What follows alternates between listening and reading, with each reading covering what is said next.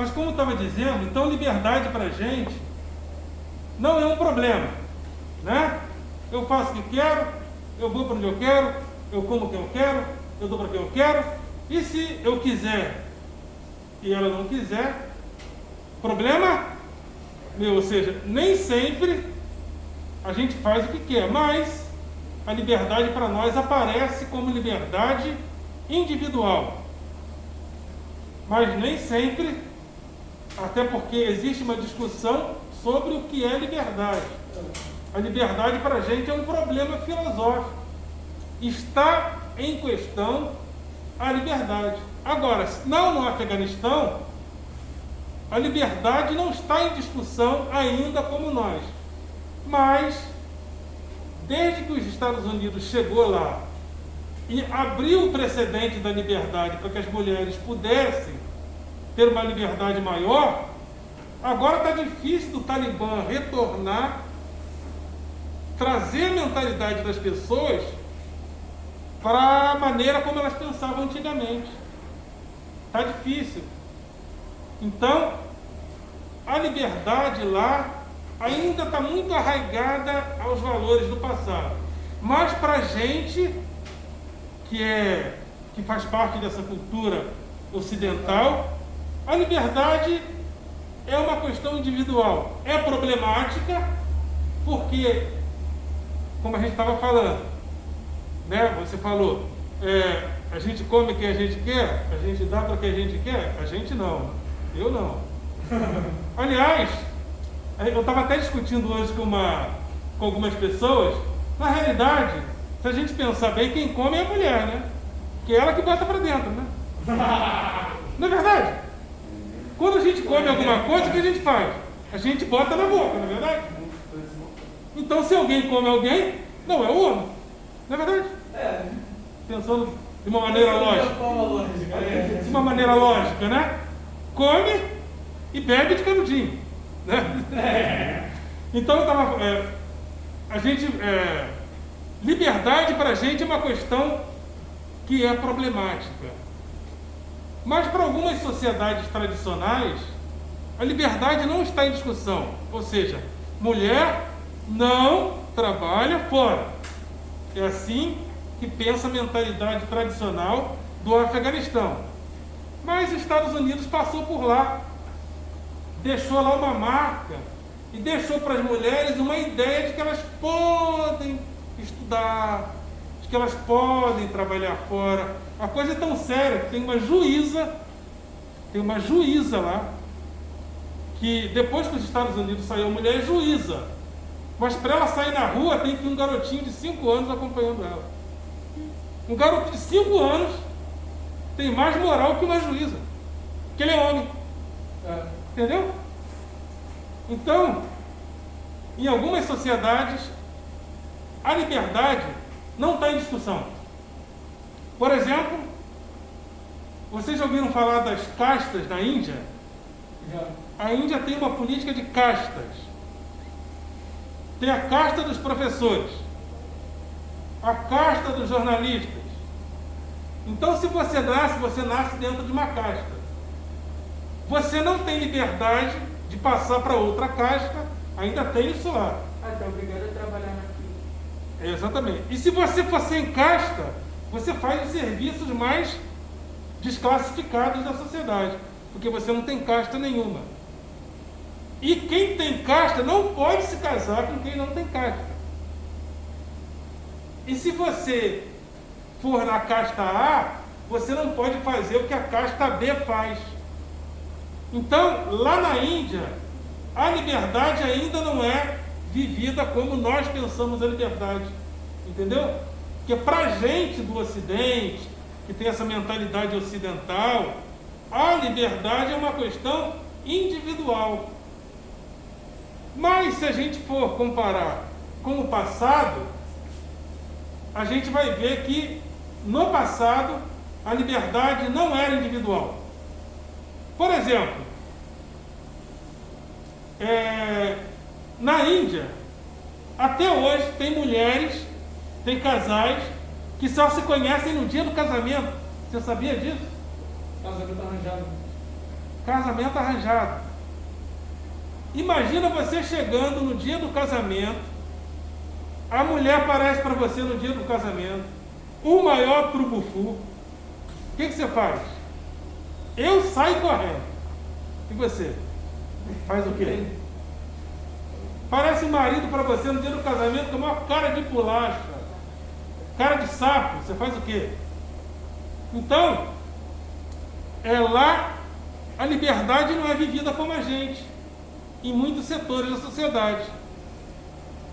Porque a liberdade não é individual. Por exemplo, já leram a Bíblia? Ou não? Já ouviram falar da história de Sansão? Sansão e Dalila. Sansão não podia casar com Dalila. Por quê? Ela era de outra tribo. Mas se você hoje, na internet, você pode arrumar uma gata de qualquer lugar do mundo, não pode? Mas por que eles não podiam se casar com uma pessoa de outra tribo? Eram rivais. Porque eles eram rivais. Agora, vamos transferir isso para a época do romantismo. A partir dos séculos XVI e XVII, começa a surgir esse conceito de liberdade individual. Aí surge uma história de Shakespeare chamada Romeu e Julieta. Já ouviram falar? Não. Romeu e Julieta faziam parte de famílias rivais. Mas Romeu e Julieta queriam se unir. A partir desse momento, a gente já começa a achar romântico e muito legal pessoas quererem se casar mesmo tendo rivalidade familiar. No romantismo acontece a mesma coisa. Porque quando a gente está no romantismo, quando a gente está na época do romantismo, a gente já está numa época que a liberdade é individual. Agora você pensa na história de Sansão e Dalila, vivida hoje. Vocês iam achar que Sansão e Dalila não podiam se relacionar? Não. Hoje não, né? Por quê? Porque existe a aparição da liberdade como bem individual. E isso foi construído sociologicamente, isso foi construído coletivamente. A gente construiu a ideia de liberdade individual na sociedade. Isso começa principalmente nos séculos XV e XVI. Vocês ouviram falar em história da burguesia? O que foi a burguesia? Que Cazuza dizia que a burguesia fede. Mas ele era burguês, então ele fedia também. Ele é burguês, né? Mas por que a burguesia surge nos séculos XV e XVI? Até os séculos XV e XVI, quem dominava o mercado internacional era o rei, a família real, o rei. Quando Dom Pedro Álvares Cabral chegou aqui no Brasil, Portugal estava procurando novas mercadorias no mercado internacional que se abria. Aí, quem dominava o mercado internacional eram os reis. Então, Pedro Álvares Cabral chegou aqui para enriquecer a coroa, ou seja, o rei de Portugal. Não foi para enriquecer o bolso dele, teoricamente, mas ele veio para aumentar os poderes do rei de Portugal. Vamos lá, vamos olhar para cá. Parar com esse tráfico de avião aí. Então, a partir dos séculos XV e XVI, aparece a burguesia, questionando o direito de só o rei poder negociar no mercado internacional. Então a burguesia pede o quê? Liberdade. Liberdade individual de realizar comércio. Então aparece socialmente a ideia de liberdade individual. Eu quero fazer negócios. Eu quero enriquecer. Por que só o rei pode enriquecer? Eu sou burguês, eu quero enriquecer a minha família, eu quero aumentar o meu leque de poder, porque a partir dos séculos XV e XVI surge essa sociedade capitalista que nós temos hoje, onde se você tem dinheiro, você tem poder. Porque se você tem dinheiro, é porque você tem uma boa relação com o capital.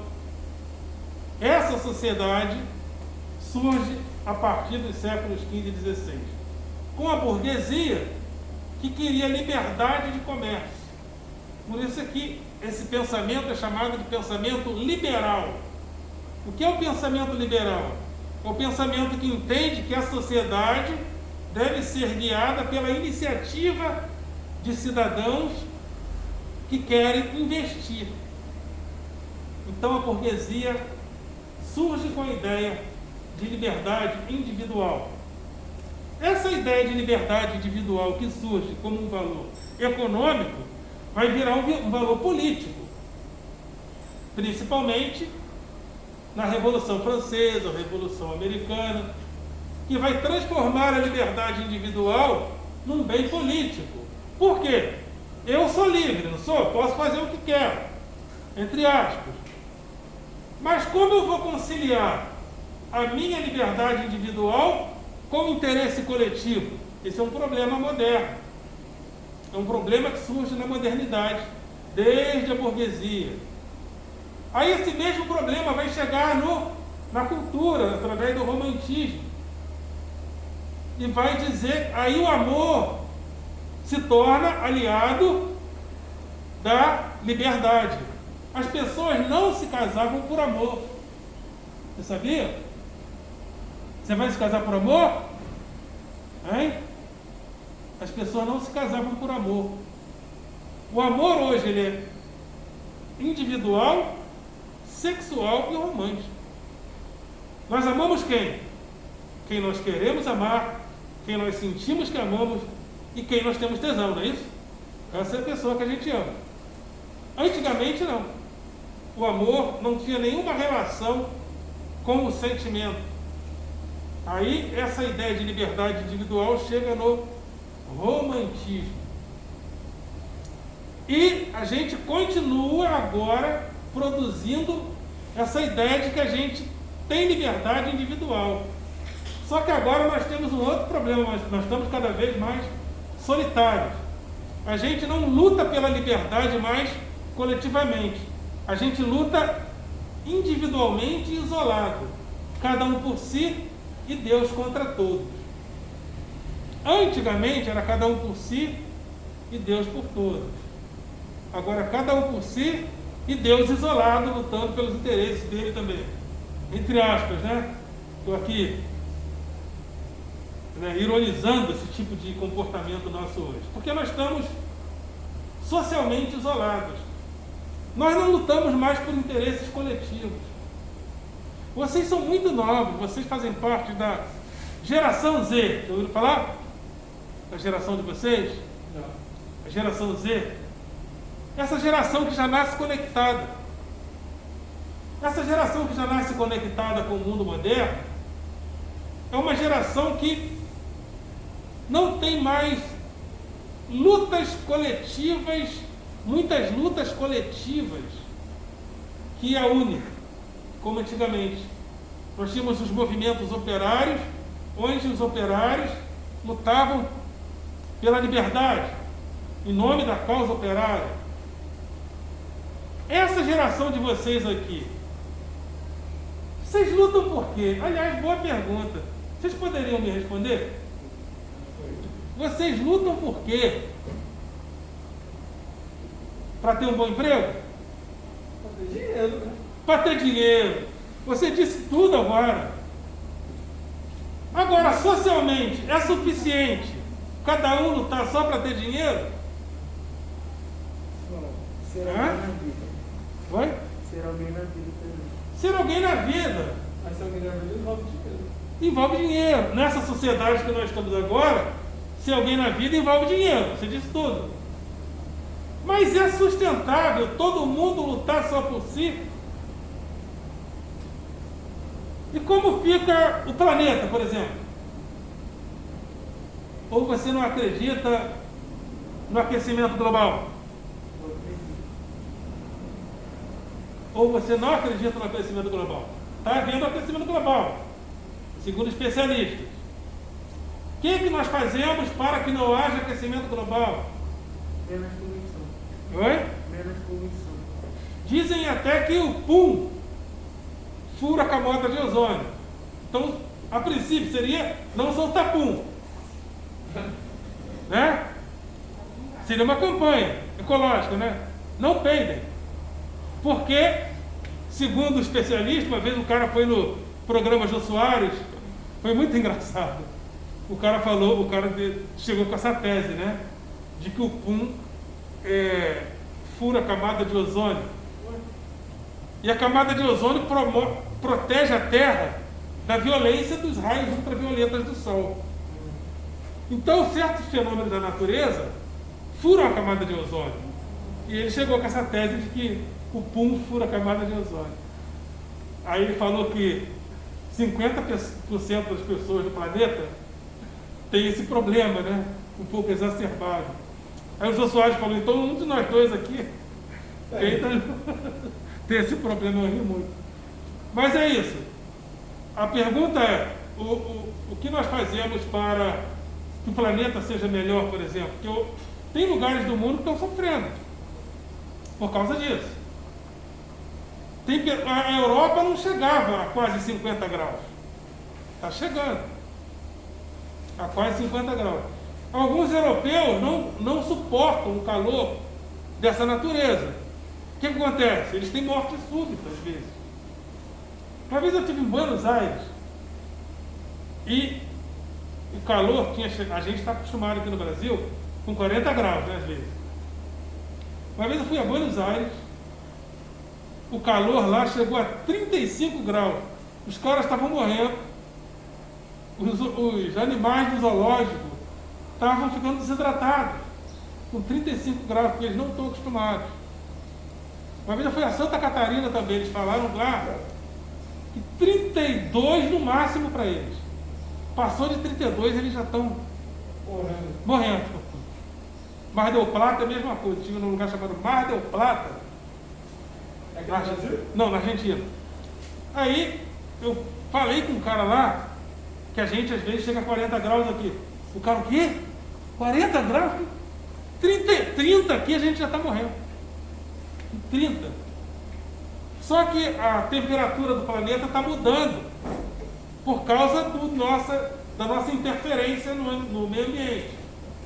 Então essa nossa interferência precisa ser regulada. Então, a pergunta que eu fiz para vocês foi a seguinte: vocês lutam por quê? Porque o planeta é a nossa casa, né? O planeta vai ser a casa dos filhos de vocês, dos netos de vocês. Nós temos lutado por um planeta melhor? Essa tem sido a nossa luta? Por que eu falei isso? Porque hoje a gente está tão individualizado, tão isolado, que as nossas lutas não têm sido lutas coletivas, são lutas individuais. Eu quero me dar bem, eu quero enriquecer, eu quero vencer na vida. Mas, se cada um lutar por si só para vencer na vida, quem vai lutar por um planeta melhor? Né? Aliás, a escola tem grêmio estudantil? Não. Isso é um dos maiores pecados que pode haver na educação. Porque se o aluno não aprender a fazer política na escola, se o aluno não aprender a lutar por valores coletivos na escola, quando ele for para a sociedade, ele vai isolado. Ele vai completamente isolado. Ele vai... E a gente vai ouvir que o planeta está tendo problemas ecológicos e a gente vai achar que isso não tem importância. Não tem importância. Até um aluno falou comigo há pouco tempo, Achei engraçado. Olha, quando chegar esse problema, eu não vou estar aqui mesmo. Então eu acho isso problemático. Então, eu coloquei ali liberdade e sociedade, exatamente para a gente discutir essas questões.